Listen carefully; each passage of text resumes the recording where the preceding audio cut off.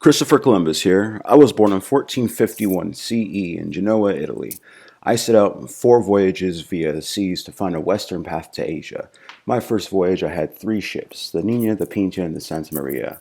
I was the one to command the Santa Maria, while 2 of my friends commanded the other 2 ships. We departed August of 1492, and my crew and I began our journey across the Atlantic. I saw land! I first spotted an island, and guess what? I was able to name it. I chose the name San Salvador, and today the island is part of the nation we call the Bahamas.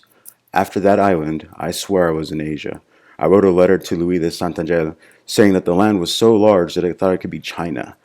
And let me tell you about the people there. They were all naked. However, some women were covered in a single leaf. They also traveled by canoe. I was in shock. I decided to give them everything I had, including weapons and cloth. After that encounter, I sailed around the Caribbean, naming the islands as I discovered them. One place I did stop was currently Haiti, at a fort I call La Navidad, and left 39 members of my crew to live there. After about a year, I decided to head back to Europe. However, the seas were so rough it forced me to stop in Portugal.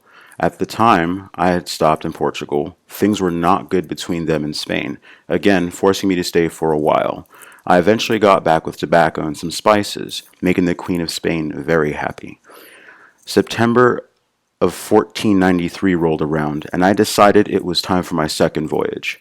I still believe the huge island I discovered on my first voyage was Asia. For this voyage, I went big, 17 ships with 1,200 men spread across them, and we had 2 goals.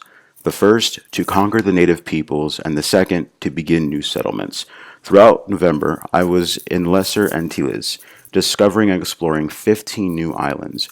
After I explored these islands for a little while, I went back to Fort La Navidad, visiting the crew I had left from my first voyage.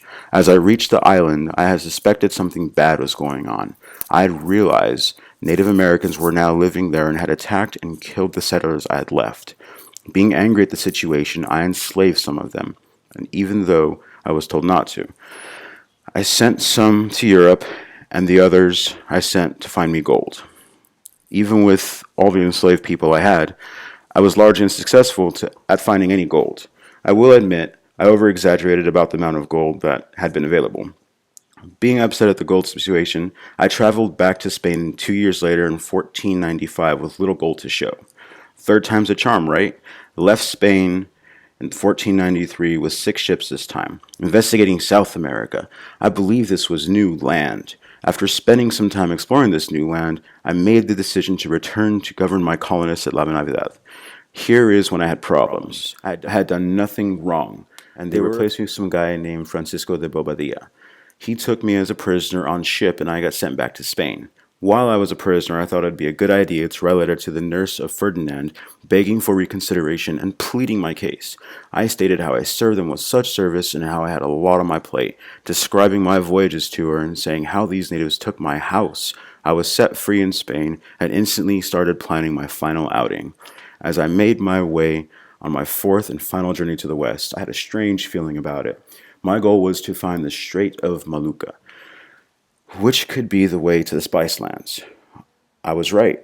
This trip was almost as unfortunate as my third voyage. Terrible hurricanes occurred, and being denied entrance to Hispaniola made me have to stop in Jamaica. My poor ship was so damaged, I had my crew and I stay in Jamaica, hoping for a quick comeback, but my prayers were not enough. For 2 years we spent in Jamaica, stranded, surviving yet another storm. Thankfully, me and my men were taken back to Spain in 1504, and this is how I came to discover the New World.